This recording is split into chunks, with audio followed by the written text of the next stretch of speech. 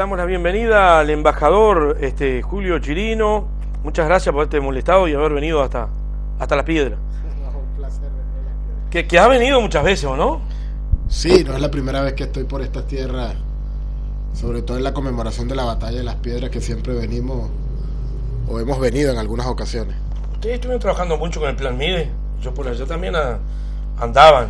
Pero andamos por el Pueblo Bolívar. Pueblo Bolívar y... Pueblo Bolívar, por un poco más hacia el otro lado de Canelones. Sí, algunas cosas. Bueno, yo le decía, primero vamos a ver un tape y porque yo lo he dicho muchas veces y te pongo en el preámbulo en el programa que estábamos, en lo que se viene difundiendo y lo que desde este lugarcito venimos tratando de informar, espero no deformar, porque nosotros no somos venezolanos, aunque no necesariamente, pero hay que manejar a veces algunas cosas de la propia forma que son los venezolanos para tratar de entenderlo, que a veces no se entiende desde acá, como por ejemplo la Constitución. Sí, que aquí la trajimos. Que acá la tenemos, sí. Y se le habrá visto a Chávez levantarla esa Constitución. Y ahora van a una constituyente, pero queríamos más que nada tratar de explicar, porque hoy Venezuela es noticia. Sí. Hoy es noticia. No solo en América Latina, también en Europa es noticia. A veces no necesariamente porque realmente a veces Venezuela quiera hacer noticia, sino que lo es porque otros lo han hecho que sea noticia. Y eso a veces puede ser bueno o malo. Pero vamos a ver primero el tape. Chiquilines, el 82. Vamos a ver adelante, que esto es un poco para ambientar la entrevista.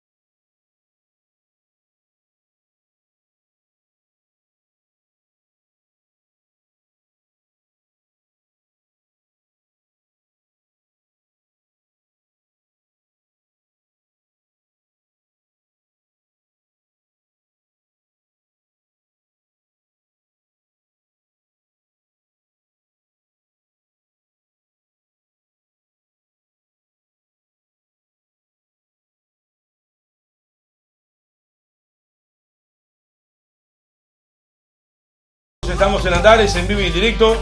Tenemos la presencia del embajador venezolano de la República Bolivariana de Venezuela, el señor Julio Chirino. Chirino, a ver, para contextualizar y antes de entrar a la parte más diplomática o más política, tú me vas a decir que eso, ya sé que eres de Venezuela, pero ¿qué parte de Venezuela? ¿Tenés gurises? ¿Te has formado en dónde? ¿Cómo llegas a Uruguay? ¿Cómo llegas a ser embajador? Lo más sintético. Bueno, yo nací en Caracas, en nuestra capital, pero mi familia es del occidente del país, del estado Zulia, que es el principal estado petrolero de Venezuela, Ajá. y el estado Falcón, que es el que está más al norte y donde están nuestras principales refinerías de petróleo. Así que he sido formado en familias vinculadas a la industria petrolera y muy del occidente y muy del campo venezolano. Ajá. Estudié ciencias políticas. Bájale, chiquilín, baja un poquito el volumen de retorno. Ahí está. Estudié ciencias políticas en la Universidad Central de Venezuela. Y a Uruguay me tocó llegar por las casualidades del destino cuando nombran a nuestra primera embajadora mujer urbaneja en esta última etapa, México, ¿no? que ahora está en México. Yo trabajaba con ella y nos propuso que viniera un grupo joven para acompañarla a ella al Uruguay, y a partir de ahí me vinculé desde el 2004, que me toca estar aquí en Uruguay, hasta el 2008, y posteriormente volver ya como embajador en el 2010. ¿Cómo ha sido el proceso de aprendizaje de Uruguay? Ha sido muy rico y diverso, muy amplio. Primero tenemos muchas similitudes, por supuesto, como pueblos latinoamericanos, Ajá. pero también por nuestras características históricas y culturales y nuestros propios desarrollos, por supuesto que tenemos diferencias. Y en ese sentido, en el marco de la diversidad, ha sido un proceso de aprender nuevas formas, sobre todo en el campo de la política, en el campo de los movimientos sociales.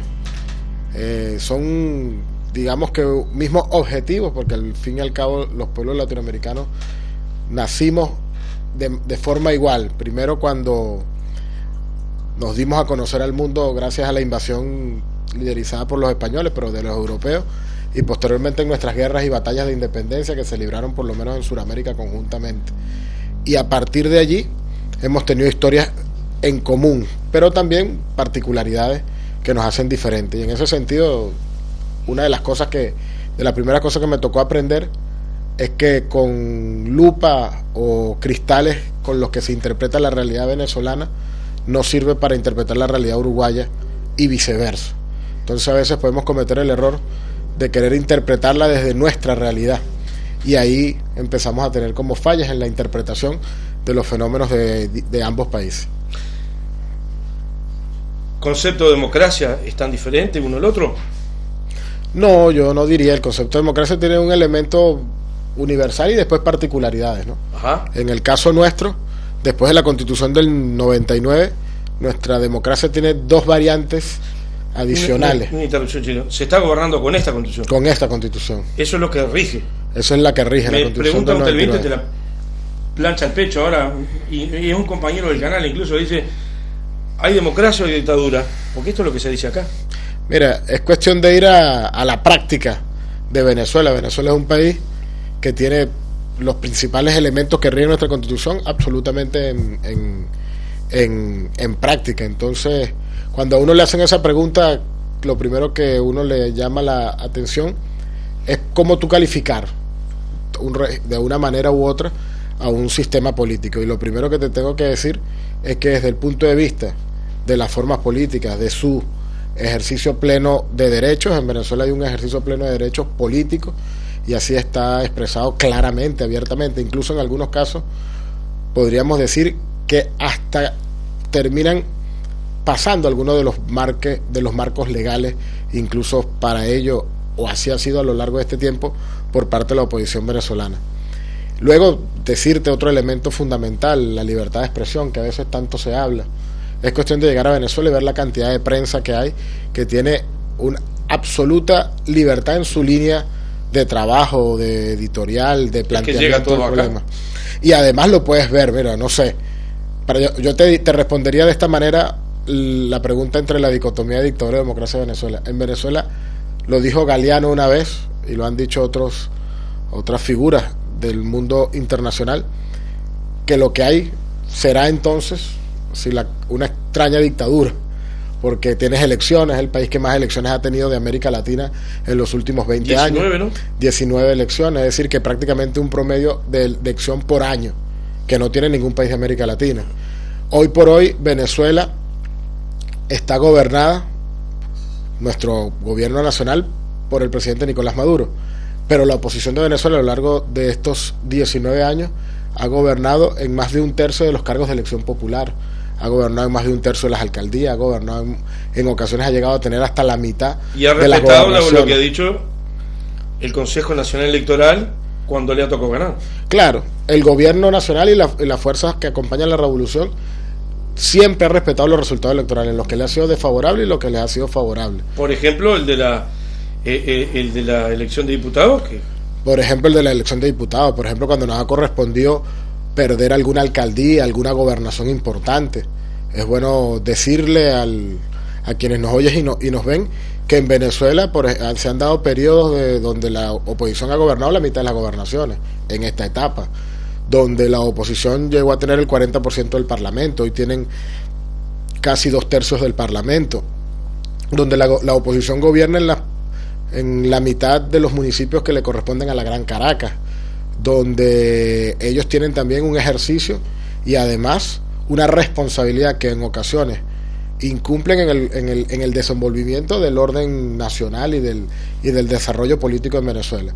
Y lo que sí te tendría que decir es que nosotros hemos tenido a lo largo de 19 años una oposición que tú le puedes ir viendo elementos antidemocráticos, el primer elemento podría ser que el mismo Consejo Nacional Electoral, al que ellos le piden que le organice sus elecciones internas.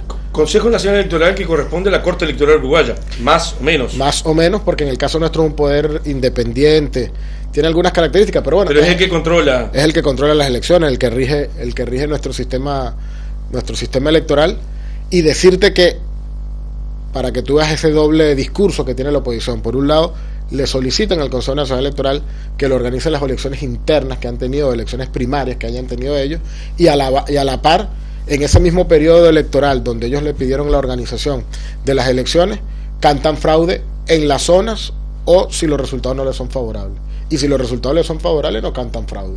El mejor ejemplo fue las últimas elecciones. Es decir, que a decir de la oposición venezolana, el Consejo Nacional Electoral es una institución que ellos tendrían que reconocer ampliamente porque le dio el triunfo en las últimas elecciones.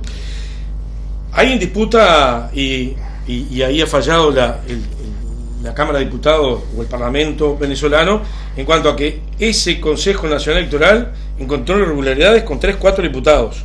Dijeron, bueno, acá se tiene que hacer la elección de vuelta. Y ahí ellos, en este caso la oposición, no lo reconoció. Sí, en este caso incluso no es el sistema de justicia en Venezuela. Porque nosotros en nuestra... ¿Me puede explicar antes? A ver, cuántos poderes son? En Venezuela tenemos 5 poderes. 5 poderes. Y eso se debe a un planteamiento del libertador Simón Bolívar, que lo plantea en su constitución a Bolivia y que lo plantea en el Congreso de Angostura cuando plantea la constitución de lo que es la unión de Nueva Granada, Ecuador y Venezuela como una sola república que fue la Gran Colombia. En ese sentido, ahí el libertador habla de esos 5 poderes. Entonces nosotros tenemos un sistema de correlación, de equilibrio y de cooperación. El principio central de nuestra constitución es de cooperación de esos 5 poderes. Cada poder tiene que cooperar entre los 5. Entre los 5. Controlarse y cooperar. Controlarse y cooperar. Es decir, no hay un poder que esté por encima de otro poder. Solamente hay un poder, como existe en la gran mayoría de los países democráticos, que sí se encarga de dirimir los problemas que existen de la interpretación de la Constitución y a su vez de poder fallar, para decirlo de alguna manera, de poder en relación a algún tipo de controversia que exista en ese marco, que en este caso, como corresponde a la mayoría de los países democráticos, es el Tribunal Supremo de Justicia. Quiere decir, si hay... Este es el marco constitucional de Venezuela. Si hay uno de los 5 poderes que no está de acuerdo con algo o está haciendo algo mal, bien, regular, lo que fuere, hay uno de ellos que es el que controla el Tribunal Supremo de Justicia. Cuando entra en conflicto con la Constitución. Ahí está. O cuando está omitiendo sus funciones, que lo dice muy claramente la Constitución. Y por eso entonces comprender la situación de poderes o el conflicto de poderes que existe hoy en Venezuela. Y tú dijiste muy bien, ¿cómo surge el conflicto de poderes que hay en Venezuela hoy en día? Bueno, surge precisamente porque la Asamblea Nacional electa en el 2015, cuando asume en el 2016, decide desconocer el fallo de una sala del Tribunal Supremo de Justicia, que es la sala electoral, Ajá. que falló diciendo que ellos habían considerado que había elementos para hacer un proceso, para abrir un procedimiento judicial en torno a la elección de 3 diputados. ¿Y no quisieron hacer la elección de vuelta? Y lo que siempre ha pasado en todos estos periodos, es bueno recordar a quienes nos oyen y nos escuchan y nos ven, que en Venezuela hemos tenido 4 periodos legislativos con esta Constitución. Es decir, que tampoco es la primera vez que existe algún elemento de cuestionamiento de la elección de algún diputado. Y siempre la sala electoral, que es la que le corresponde dirimir en ese caso, cuando decide admitir una causa, lo primero que hace es apartar del cargo a estos diputados electos. No es la primera vez que sucede en Venezuela en estos 20 años, y eso fue lo que hizo el Tribunal Supremo de Justicia, a lo que la Asamblea Nacional se negó y los incorporó más bien en su fuero, y eso es lo que ha generado el proceso inicial del conflicto de poder. Cuando decís que lo incorporó, Julio, significa que ha votado leyes con ellas personas que no podrían estar. Que no podrían estar, porque además las leyes nuestras son muy claras, que cuando lo admite en la sala electoral tienen que separarse del cargo temporalmente esos tres diputados. Entonces la gran pregunta es, ¿qué busca con esto la oposición? Y nosotros tenemos una respuesta que nos la da la historia reciente, que es que la oposición siempre ha buscado desconocer el proceso de transformación democrática que se ha dado en Venezuela, desconocer esta misma Constitución, y que a la vez la oposición, siempre que ha podido tener un atajo no democrático, lo ha buscado. Y no solamente en el golpe de Estado que vivimos en el 2002, en el paro patronal que tuvimos en el 2002, no solamente con el secuestro del comandante Chávez en el 2002, sino que lamentablemente la historia la quisieron reeditar a partir del 2013, cuando asume el presidente Nicolás Maduro, y en menos de que el presidente Nicolás Maduro, que ganó con más del 50% de los votos de un país, tenía un año de electo en el cargo, ya la oposición se planteó un plan que le llamó la salida, y que el plan era derrocar a un presidente constitucionalmente y legítimamente electo. Ese parlamento. Esta oposición. ¿Desde el Parlamento? Yo lo escuché. Desde el Parlamento continuaron. El Parlamento decir, que había que desconocer. Desde el Parlamento continuaron ese proceso. Es decir, nosotros tenemos una oposición que desde que ganó el presidente Nicolás Maduro, ha querido derrocar al presidente Nicolás Maduro. Lo plantearon con un plan de la salida en el 2014 que nos significaron 43 muertos y más de 800 personas con lesiones permanentes para el ejercicio de su vida. Posteriormente, en el 2016 se plantearon un plan que se llamó la hoja de ruta, que era para derrocar al presidente. En el 2016 buscan reeditarlo, ya asumiendo la mayoría de la Asamblea Nacional. La gran clave que nosotros los venezolanos nos preguntamos cuando se anuncia y conocemos los resultados de la Asamblea Nacional del 2015 y que iban a asumir en enero del 2016, era que cómo se iba a comportar el sistema democrático en Venezuela y qué iba a hacer la oposición con tamaña responsabilidad, porque la oposición iba a tener la mayoría en el principal poder y en el principal foro político, democrático, donde se construyen los consensos, donde se construyen las salidas conjuntas y donde se construyen las formas democráticas. ¿Y qué hizo la oposición? La oposición lo que hizo fue hacer un llamado a que en 6 meses derrocaban al presidente Nicolás Maduro. Y a partir de allí es que viene la situación que hoy tenemos en Venezuela. Es decir, que la principal responsable de la situación que hoy vive Venezuela, sin lugar a duda, tiene un nombre y apellido, que es la oposición venezolana, que está unida en el marco de la Mesa de la Unidad Democrática. Tú decías que la oposición sistemáticamente ha tratado de desconocer esta Constitución. Mira, nosotros tenemos 19 elecciones. Sí, ha tratado, sí, pero sin embargo ahora defiende la Constitución y no quiere constituyente. Bueno, pero es que ahí es donde está un claro elemento de ir en contra de la Constitución. Porque la Constitución, en su artículo 348, consagra la posibilidad de llamar al pueblo venezolano a una Asamblea Nacional Constituyente. Es decir, que la oposición no puede calificar a la Asamblea Nacional Constituyente como una instancia antidemocrática. Que ellos decidan participar o no en ella es otro tema. Y más bien, alguien con vocación absolutamente democrática, que plantee la posibilidad de participar en un foro tan importante como es la posibilidad de debatir entre todos los venezolanos. Vamos a ser 545 venezolanos los que van a ser constituyentistas en Venezuela. Es decir, así va a ser el foro más grande que ha tenido Venezuela a lo largo de su historia para debatir asuntos de su vida republicana. El día de mañana nosotros vamos a cumplir 206 años de nuestra independencia y vamos a cumplir 206 años del primer congreso que se constituyó en Venezuela, de la primera constituyente que se erigió en Venezuela para dirimir lo que iba a ser el destino de nuestro país y haber declarado la independencia. Y en ese marco es que se ha constituido este proceso constituyente que va en ese destino. Pero yo te quería decir algo, mira, si nosotros podemos calificar estos casi 20 años de proceso de construcción democrática y de transformación en Venezuela, lo que sí podemos señalar claramente es que también, como hay hitos democráticos que ha dado el pueblo venezolano, como le ha dado la posibilidad de referéndum revocatorio en su constitución, y prácticamente es inédito en el mundo que existe ese mecanismo, que es la posibilidad de revocar el mandato de todo cargo de elección popular a la mitad de su periodo. Al presidente de la República, a los alcaldes, los gobernadores, los diputados, que el presidente Chávez se sometió a eso. Y en este caso ahora, y hago un paréntesis, para tratar de explicar o entender la constituyente, si alguien vamos a hablar en plata, si alguien se quería sacar de arriba a Maduro, tenía la posibilidad de meterse todo el mundo en la constituyente, porque el presidente también deja su cargo, ¿o no? Bueno, o es que una de las cosas... al servicio de esos 545. La Constitución es muy clara en decir exactamente que el poder constituyente no puede ser afectado por ninguno de los poderes constituidos. En ese sentido... Ninguno de los 5 pueden influir en esos 545. Pueden influir en lo que sea la decisión de ese poder. O sea, que los 545 se convierten en el gobierno provisorio, mientras esté discutiendo.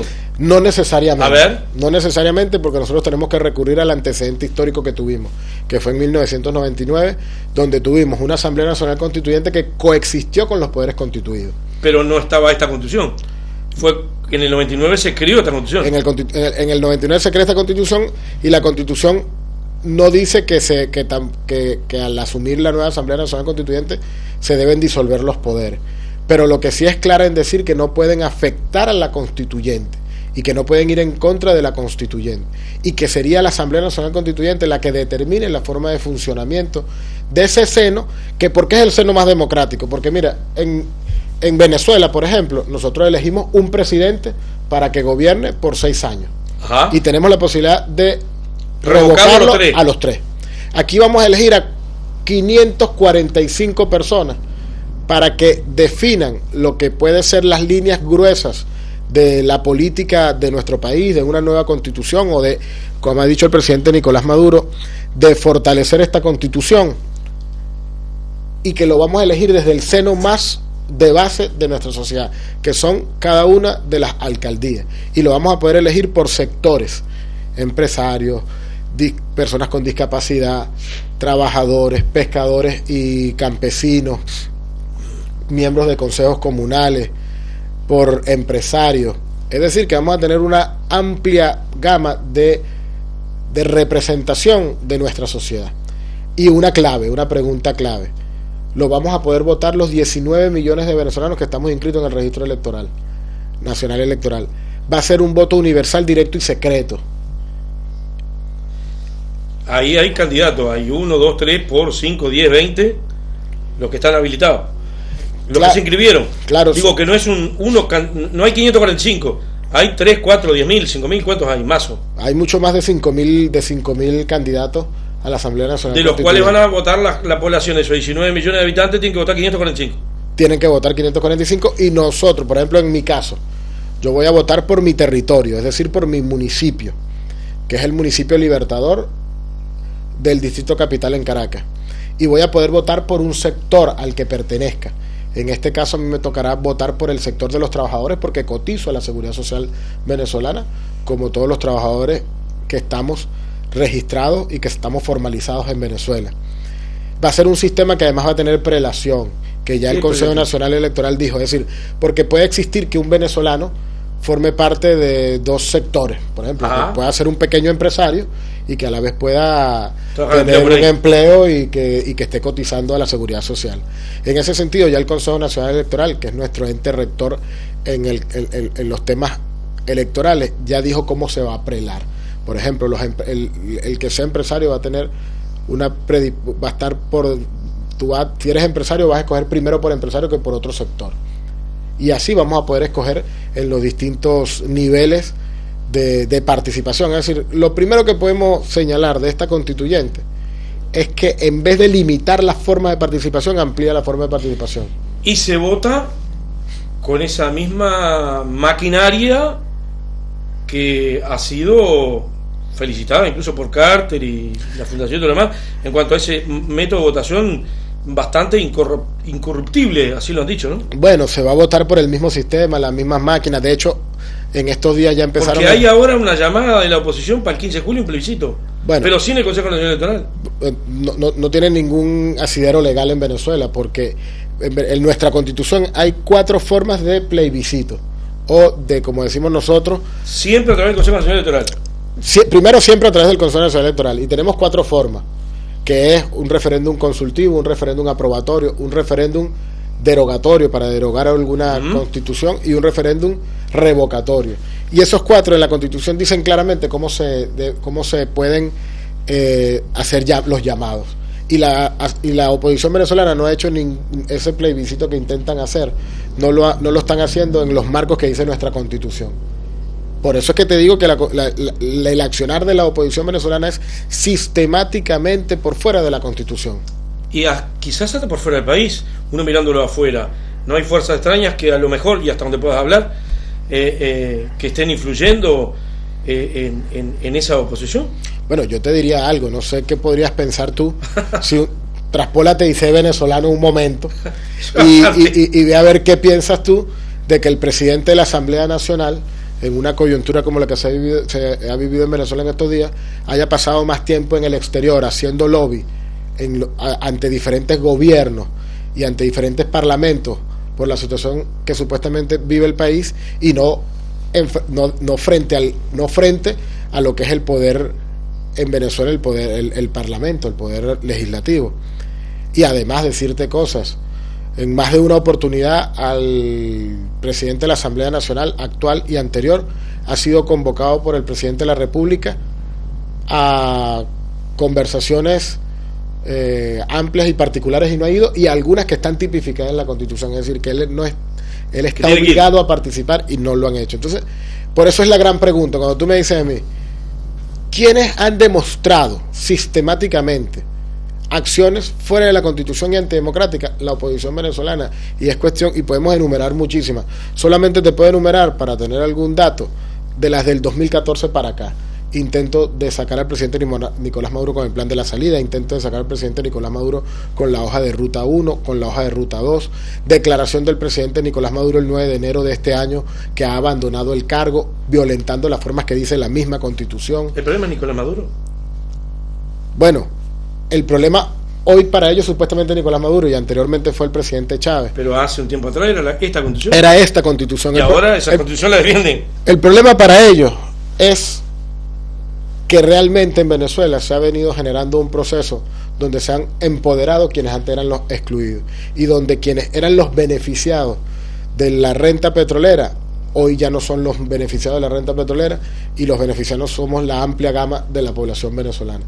Eso es la realidad que vive en nuestro país, con algo también histórico que no podemos olvidar, que en Venezuela, desde que el libertador Simón Bolívar llamó al Congreso Anfitriónico de Panamá en 1828 y 26 y 28, después del triunfo de Ayacucho, ya los Estados Unidos empezaron a sabotear y a boicotear lo que fuese el Congreso que planteó el libertador Simón Bolívar para generar una confederación de repúblicas suramericanas.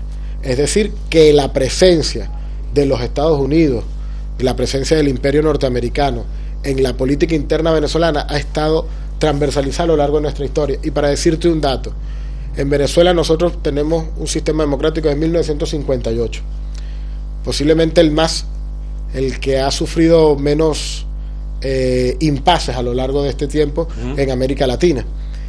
Y tuvimos 40 años de ese sistema en lo que se llamó el Pacto de Punto Fijo, que fue un acuerdo entre 4 de los partidos que existían en ese momento en Venezuela, excluyendo al Partido Comunista, que en ese momento había sido el segundo partido más votado de nuestro país en las elecciones de 1958. Ese pacto tuvo un antecedente escrito por los mismos miembros de ese pacto, que fue el Pacto de Nueva York, y en ese Pacto de Nueva York uno de los representantes del acuerdo y de la firma fue el subsecretario de Estado de los Estados Unidos en ese momento. Es decir, que la presencia ha sido permanente y constante. Y no es de gratis que hoy Venezuela está declarado como una amenaza para la seguridad y la defensa de los Estados Unidos. Que eso significa que en cualquier momento, si quiere intervenir, puede, eso bajo la legislación de ellos. Eso significa que las distintas agencias federales de los Estados Unidos, bajo ese decreto, pueden actuar sin autorización del Parlamento. Es decir, que nosotros mañana podemos tener, sin autorización del Parlamento y sin ningún tipo de reconocimiento internacional de Naciones Unidas, un bombardeo preventivo, como le suele gustar hacer a los Estados Unidos, y lo ha hecho no solamente en nuestra región, sino que lo ha hecho en otros lados. Libia, Siria, Panamá en 1989. Noriega. Entonces, esa es la realidad que vivimos los venezolanos. A esa realidad nos enfrentamos, y ante eso, ¿cuál ha sido el llamado de la Revolución Bolivariana? Más democracia, llamado a la Asamblea Nacional Constituyente, con todas las garantías que plantea la ley, con una participación universal y amplia, para que ese sea el gran foro de debate nacional. Vamos con el 81, así le damos un respiro al embajador, rapidito. El 81.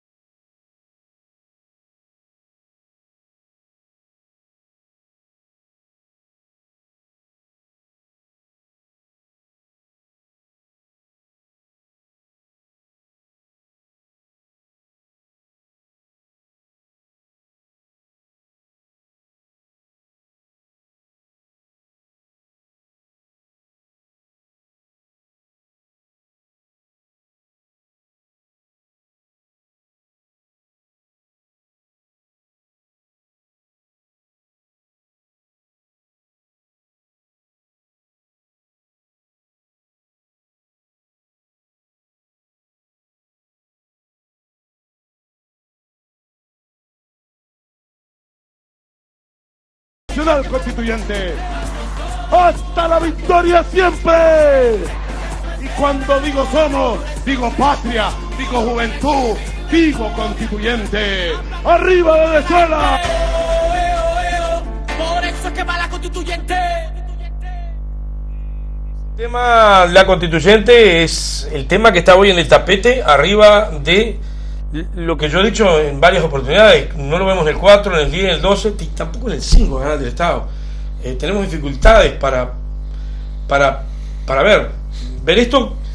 Es decir, lo que está diciendo el embajador Julio Chirino acá, la oposición en el acierto, en el error. Yo soy uruguayo y no me quiero inmiscuir, pero lo que veo, no quería esta constitución y ahora quiere esta constitución. Quería elecciones, ahora hay elecciones, pero no quieren ir a elecciones, y ahora hay elecciones, y hay para elegir 545 individuos venezolanos, que entre ellos, si el que quiere cambiar podrá cambiar todo, si se meten de lleno. No, y te doy un dato adicional. Hace un año la oposición llamaba a una Asamblea Nacional Constituyente. Y le exigía al presidente que la convocara. Y ahora está la constituyente. Y ahora hay la constituyente y no la quieren. ¿Qué papel está jugando en realidad, y hasta donde pueda responder con el papel, el rol de embajador,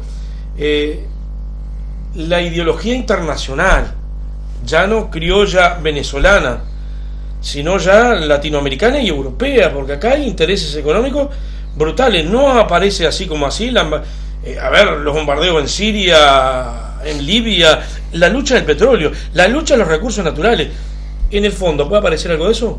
Mira, todos los países que han sido declarados una amenaza para la seguridad de los Estados Unidos han sido intervenidos de alguna u otra manera. Así que eso nos hace decir a nosotros, pensar a nosotros con convicción, que eso no deja de estar en la mente y en la agenda de algunas voces y lobbies en los Estados Unidos. Y más bien todos los latinoamericanos, sea cual sea nuestra forma de pensar y compartamos o no compartamos el proceso político que se desarrolla en Venezuela, tenemos que estar alerta ante ese tema. Antes del 99, PDVSA, ¿quién la manejaba? Y PDVSA es la petrolera más importante que tiene Venezuela. Antes del 99, PDVSA la manejaba un pequeño staff de gerentes que estaban al servicio de las transnacionales norteamericanas, porque además tenían una interdependencia en esa relación, al punto que PDVSA tenía privatizado su sistema informático y quien lo controlaba era una empresa norteamericana. Y cuando el paro patronal del 2002, una de las formas como separó la industria petrolera fue a través del sistema informático, saboteando el sistema e incluso ejerciendo control de ese sistema desde afuera. Corregime más o menos la cifra, pero había un barril de petróleo en aquel momento que eran 70 o 60 o 50 dólares y al Estado le quedaban 4 o 5 dólares. Bueno, es que te lo puedo decir así, que fue el gran cambio que hizo el comandante Chávez. En lo que es la faja petrolífera del Orinoco, que es la reserva de petróleo más grande del mundo, lo que se cobraba como regalía, es decir, como impuesto directo, era el 1%. El 1%. Y lo que se cobraba como impuesto sobre la renta a las empresas después de que sacaran el bien, que en este caso el petróleo, y lo comercializaran, y ellos tenían que rendir sus cuentas finales, era el 17%. Hoy las regalías en Venezuela superan el 33%. 17%. Yo estoy hablando de un barril de 100 dólares, para hacerlo más fácil, le quedaba 17 dólares a Venezuela. Hoy le quedan 33 si tuviera 100. Le quedaban 1 y le quedaba 17 de las ganancias netas de la empresa. Que eran difíciles de cuantificar. Que tú sabes que a la larga tienen muchos atenuantes y muchas deducciones de la carga impositiva. Y además, el control de la comercialización no la ejercía el Estado venezolano. Hoy toda empresa, y hay más de 30 empresas que están... Que no son de Venezuela. No, empresas extranjeras, norteamericanas, asiáticas. Hay, por supuesto. Todas las que participaban en Venezuela antes de esta constitución y de las leyes que derivaron de ella. Eso acá no lo sabe la gente. La gente piensa que todos los pozos petroleros son de la dictadura venezolana. Siguen estando allí. Son de todos los venezolanos los pozos petroleros, porque el bien, el recurso natural es nuestro. Pero como la industria petrolera tiene tanta inversión, hay muchas asociaciones. Pero eso se hace ¿en qué marco? Primero, el 51% de todas las acciones de todas las empresas que se ejercen en Venezuela para la explotación petrolera son del Estado venezolano. Es decir, ese 50% de esas empresas que hay 30, 40, 10, 20, el 50% de las acciones son 51 del Estado. Es de PDVSA. Segundo, todas tienen que, los barriles de petróleo que sacan, tienen que dárselo a una comercializadora que corresponde a PDVSA, no como antes que lo comercializaban individualmente.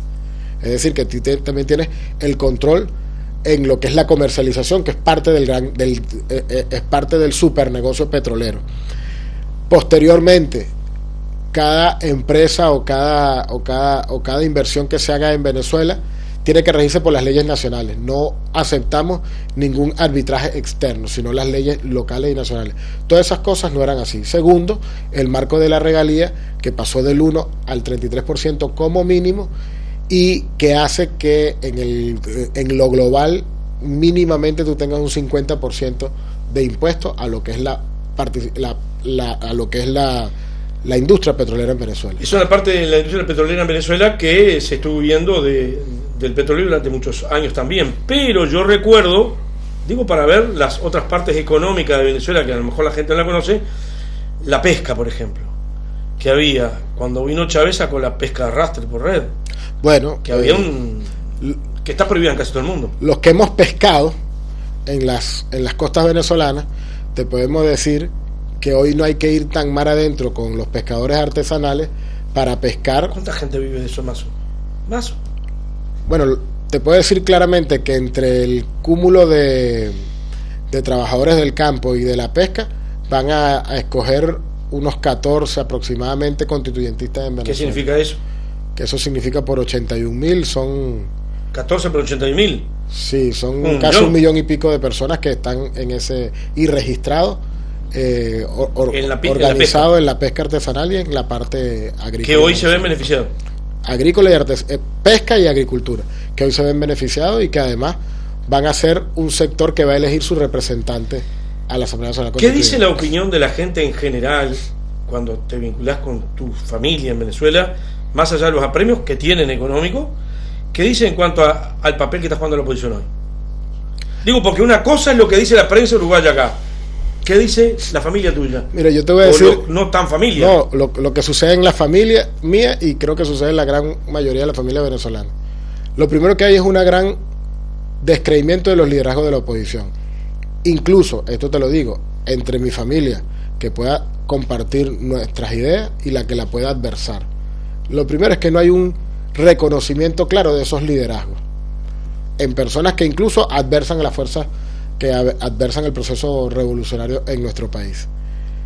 Y eso lo ves claramente en las encuestas, porque las encuestas en Venezuela te dicen claramente cómo ven la misma gente de oposición a sus propios liderazgos, a sus propios partidos, que no creen en esas formas que se han venido constituyendo de cómo es la oposición en Venezuela.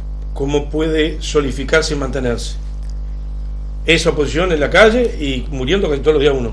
Yo creo que ellos una de las cosas es que logran capitalizar como única alternativa la crítica o las personas que pueden estar contra el proceso político revolucionario que se da en Venezuela. Es decir, hoy en Venezuela, al tener dos grandes polos, esa es como el que vota a favor o vota en contra, y el que vota en contra tiene lamentablemente esa única alternativa. No tiene otra oposición que le dé otra cosa. No tiene otros liderazgos. Mira, el presidente Chávez siempre llamó a una oposición seria, a una oposición responsable.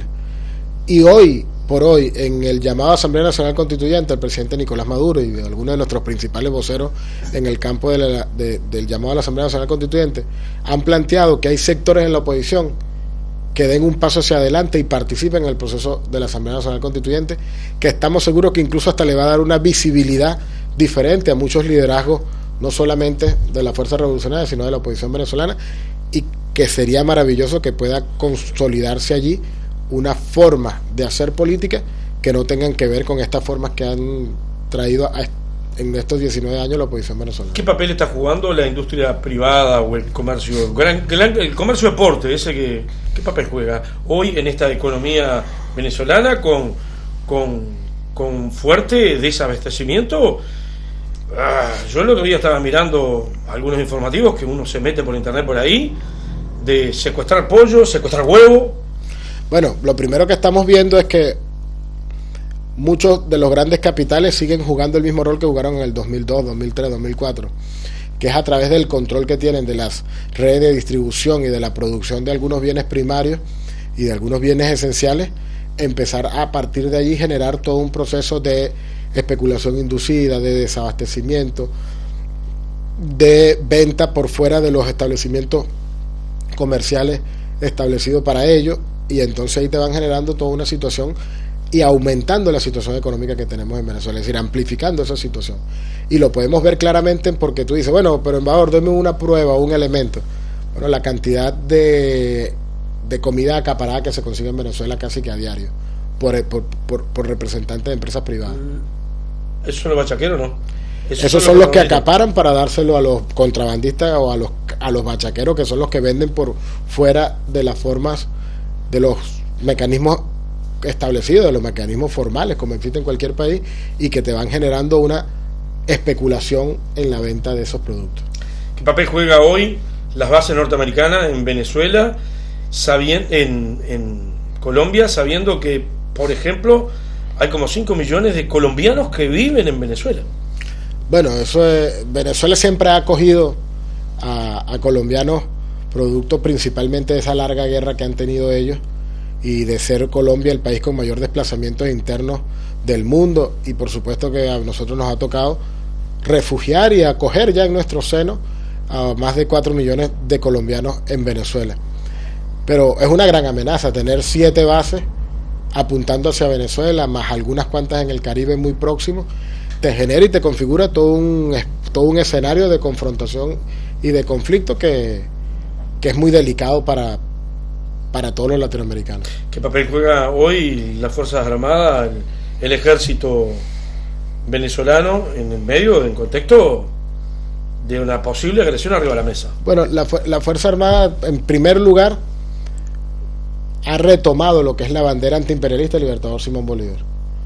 Y eso es muy claro, y eso está en el pensamiento del Libertador Simón Bolívar, está muy claro de un pensamiento absolutamente de independencia nacional y de una perspectiva antiimperial, es decir, que no te marcaran pauta ni agenda o intereses externos. Hoy nuestra Fuerza Armada tiene eso muy claro. Hoy nuestra Fuerza Armada tiene muy claro que Venezuela es la principal reserva de petróleo del mundo. Y que ese es ¿Solo de petróleo? No solamente de petróleo, somos ¿Gas? la tercera reserva de agua del mundo. ¿Oro por ahí? Somos de las principales reservas de gas, de oro, de coltán, de diamantes. Incluso hoy se está haciendo todo un proceso de conocer más claramente cuáles son nuestros recursos naturales en la zona sur de Venezuela. ¿Están dando los tiempos para socialmente e intelectualmente el pueblo llegue a tiempo a entender la situación que se está pasando en Venezuela hoy? Porque una cosa es el papel vertical en la fuerza, en el ejército, que de repente se puede hasta formar de otra manera el individuo, pero la población, en el medio de la escasez, los líos, que va, que viene, que le cortan las calles, y a veces son un culpito, yo lo he visto en la tele. Bueno, eso es un elemento muy importante.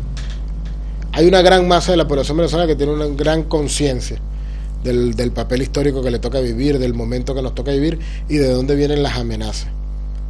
Lo primero, que hay una conciencia ampliamente a favor del diálogo en Venezuela, a favor de que se diriman los asuntos de nuestro país en el marco constitucional. Eso es claro. Pero parte del ataque va hacia afectar psicológicamente al venezolano y dificultar su ejercicio natural. Por ejemplo, esto que tú dices de las guarimbas, imagínate tú, supuestamente son manifestaciones con un contenido político, pero tú no ves entonces cuál es el objetivo de quemar, destruir y asediar lugares de almacenamiento de alimentos, distribución de alimentos, que ha sucedido directamente. Para parar la producción industrial en Venezuela también lo han hecho. Es decir, nosotros estamos en lo que dicho por nosotros.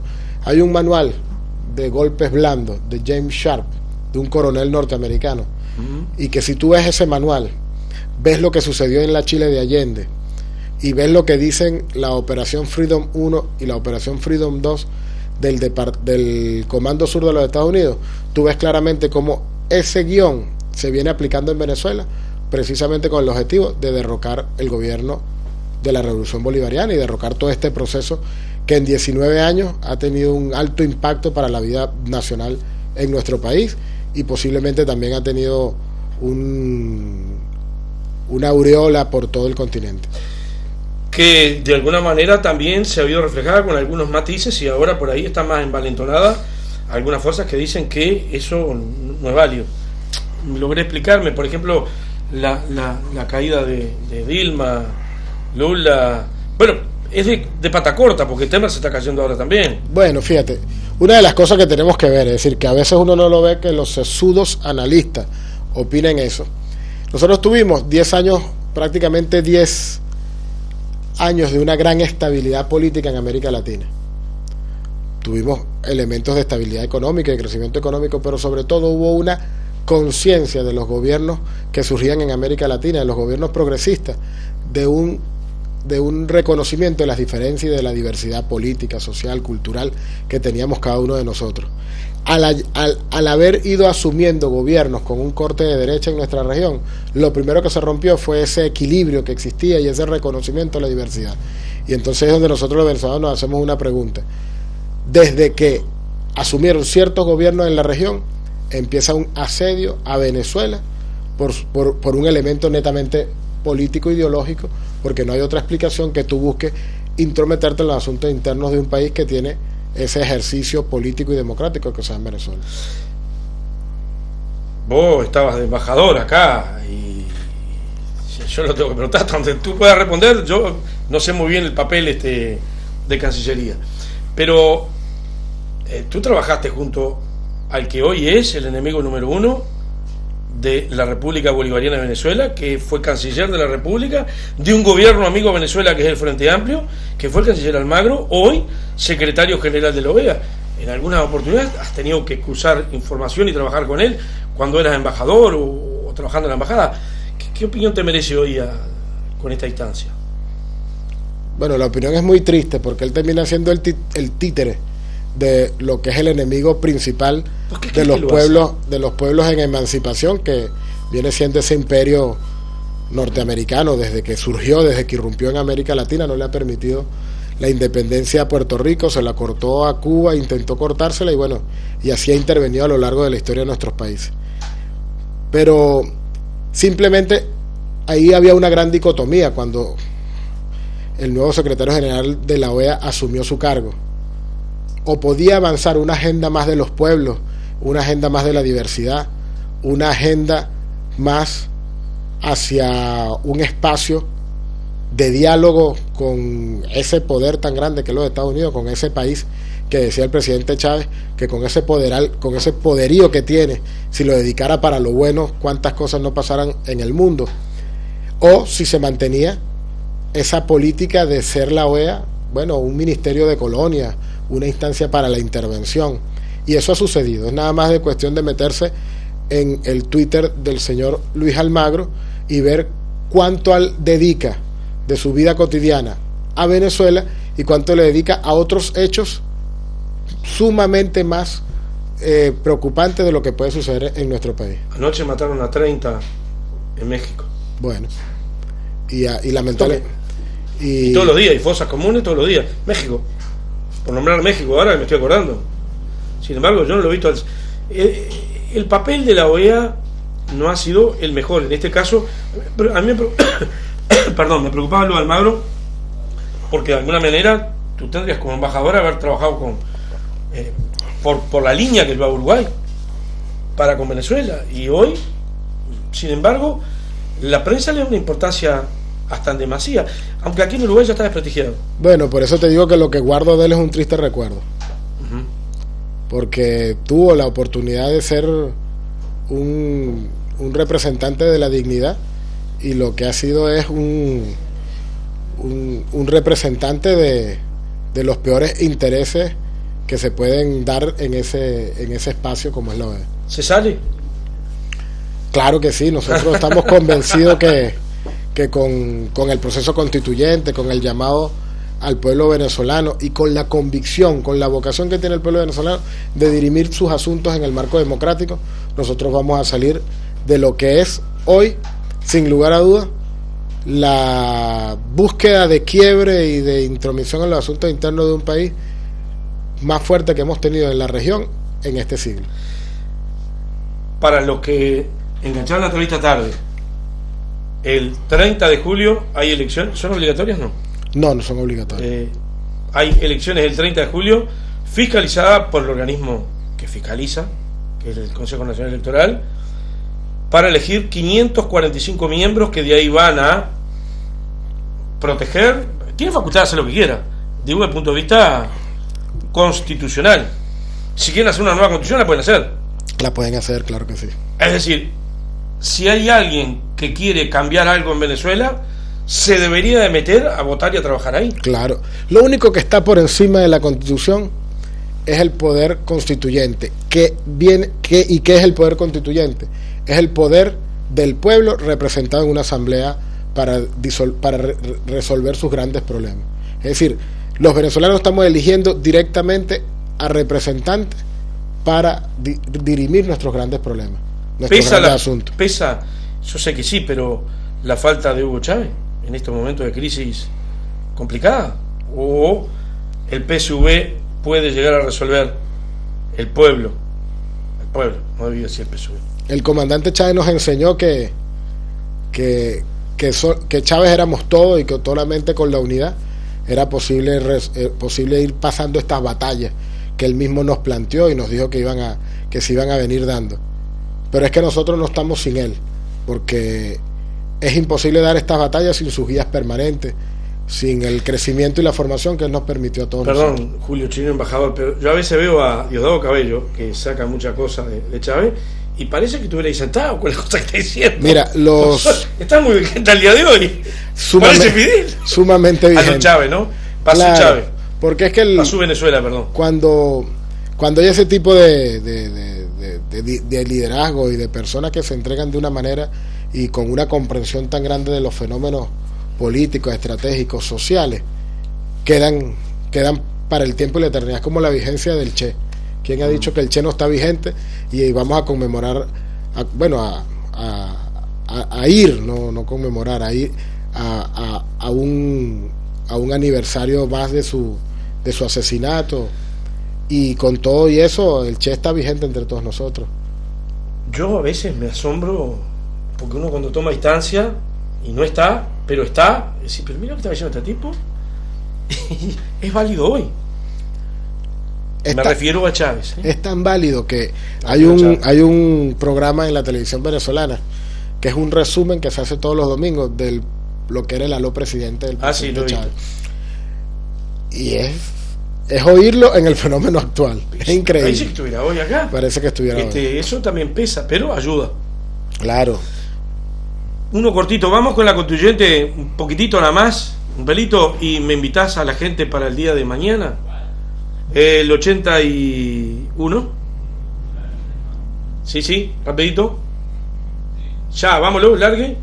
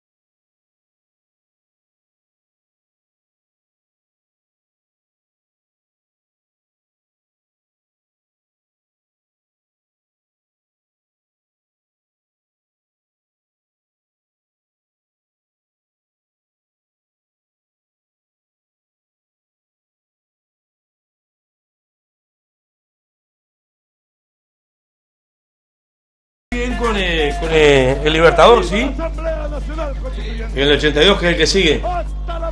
Julio Chirino, estamos cerrando la entrevista, se nos viene para ustedes. ¿No? Me tengo que sacar yo. Me pongo la camiseta que no corresponde. Se viene la constituyente. A ver, perdón, me toca hablar. Ahora me toca el embajador. Pero en realidad, ponerse la camiseta hoy porque en Venezuela funcione es ponerse la camiseta de Uruguay. En realidad, uno no puede tomar distancia. Yo lo dije, después me arrepentí, digo, pero que pase algo en Venezuela hoy, es decir, que decrete Trump lo que dijo Obama que había que hacer, que era un enemigo y que bombardee, que está ahí, que lo pueden hacer. En realidad, en broma, a toda Venezuela, a toda Latinoamérica, como lo hicieron con Allende. Primero cayó Allende y después cayeron todos, después vino el Plan Cóndor, pues ya estaba, ¿sí? O sea que en realidad tratar de entender los temas que tiene Venezuela es más que importante para América Latina. Así que suya. Bueno, es tanto así que el camino que nos hemos planteado nosotros para transitar la paz es este camino del llamado a la Asamblea Nacional Constituyente. Muy importante, el 30 de julio, que todos los venezolanos, pensemos como pensemos, vayamos a votar y participemos en ese foro. En ese foro que...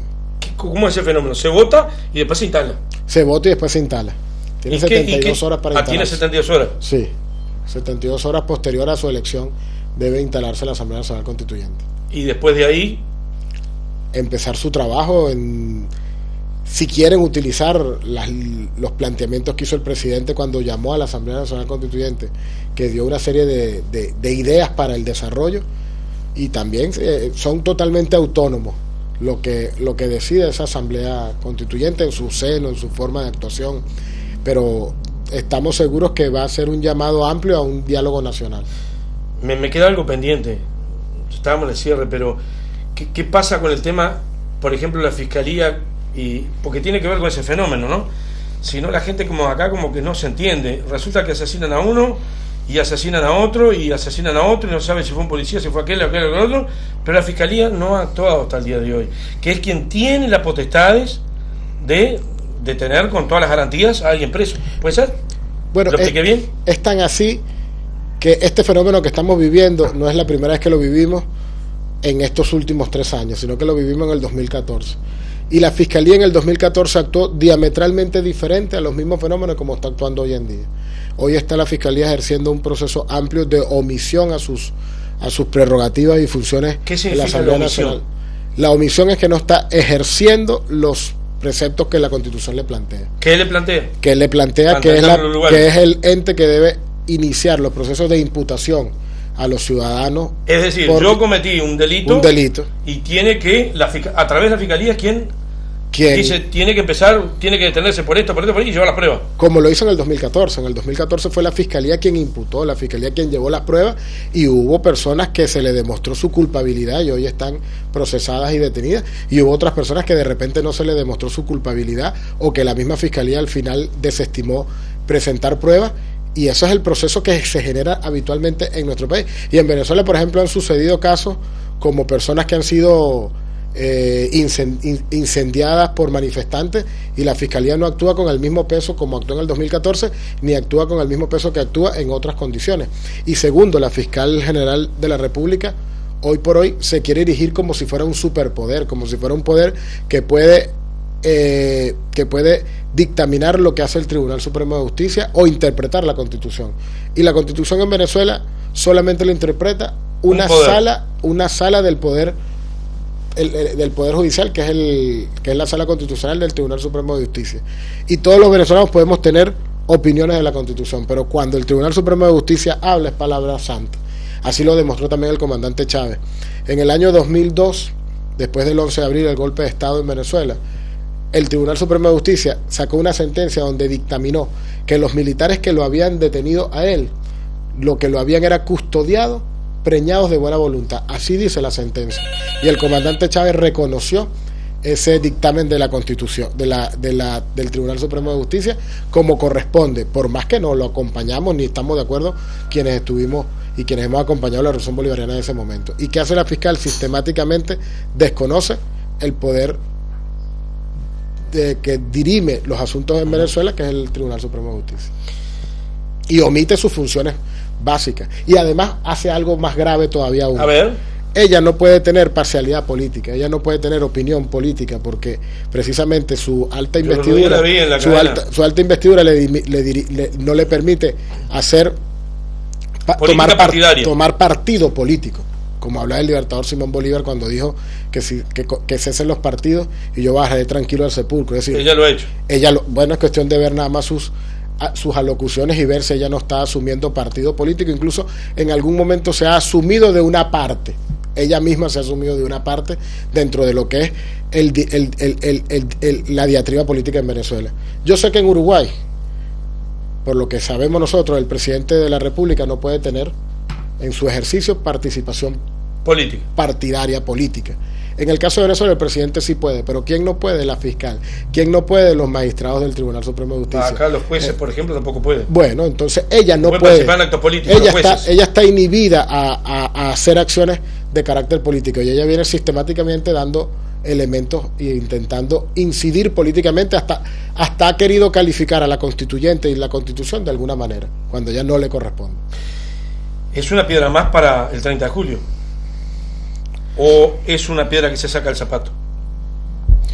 Es un espacio que estamos seguros que los venezolanos vamos a resolver y vamos a lograr volver al equilibrio que plantea nuestra Constitución, que es la cooperación de los poderes como principio constitucional en Venezuela, que ella no lo está ejerciendo. Embajador Julio, sí. Incluso porque ella se ha negado a participar en lo que es el poder moral, que es el único poder en Venezuela que es colegiado, del que ella es miembro. 6-7. Son 3 miembros. 3. Y ella se ha negado a ir sistemáticamente a las reuniones de ese Consejo Moral Republicano, que además es de obligatorio cumplimiento que ella vaya. Julio Chirino, embajador de la República Bolivariana de Venezuela, aquí en Uruguay. Bueno, buena suerte. Necesitan mucho trabajo para sortear de aquí al 30 de julio. Mañana tienen algo para invitar. Mucha unidad, mucha conciencia necesitamos. Y mañana es nuestro Día Nacional. Mañana se conmemoran y se cumplen 206 años de lo que fue la firma de nuestra acta de la independencia, y por ahí y eso fue el desencadenante histórico de nuestra independencia, de nuestras luchas, de nuestra batalla, de que Venezuela perdiera la mitad de sus hijos en cuestión de 10 años en la guerra de independencia. Eso lo vamos a conmemorar mañana, siempre, como siempre, ante nuestro libertador Simón Bolívar, que le vamos a hacer una referencia, Aquí en Uruguay estamos. Aquí en Uruguay estamos. ¿A qué hora y en dónde? Eso va a ser en la Rambla Argentina, sobre las horas del mediodía. Al mediodía. Bien. Gracias por haber venido. No, muchas gracias a ustedes. Gracias a Julio y en otro momento volver. También. Cuando guste. Acá se habla mucho de política internacional y básicamente de política latinoamericana. Si no, no se entiende Uruguay. Con 3 millones de habitantes, si no hablamos de eso, difícilmente vamos a salir a flote. Y algo que tú dijiste cuando empezamos, sí, es verdad, Venezuela desde el año 98 está en la palestra de los medios de comunicación. Para bien y para mal. Y es como decimos nosotros, cuando de donde campanean en ocasiones las críticas, sabemos que vamos por buen camino. Y también, para responder a quienes tienen esa interrogante del marco de nuestra democracia, yo les diría que se respondan con sinceridad si lo que vivieron el sur de nuestro continente en esa oscura década de los años 70 es lo que se vive en Venezuela, con desaparecidos, con detenidos realmente por conciencia, con una policía que no usa armas de fuego, está increíble eso. Con bandas, y lo curten a balazo. con bandas de la muerte. Si en Venezuela hay censura a los medios de comunicación, si en Venezuela si un opositor en aquella época, o mejor dicho, un luchador contra las dictaduras en estas latitudes, podía entrar y salir de su país y decir lo que quisiera dentro y fuera de su país. ¿Y decir las cosas que se dicen al presidente? De esa manera podemos nosotros responder si en Venezuela hay un ejercicio pleno de la democracia o hay un proceso oscuro dictatorial como el que creen algunos que pueda vivirse, y es solamente estar parado en una esquina de Caracas y darse cuenta que es una mentira. Viaje absoluta. Pendiente que tenemos, voy a estar tarde ahí. Gracias. Gracias por venir, gracias a ambos. Amigos, nos vamos una tantita. No, nos vamos con lo que te pedí.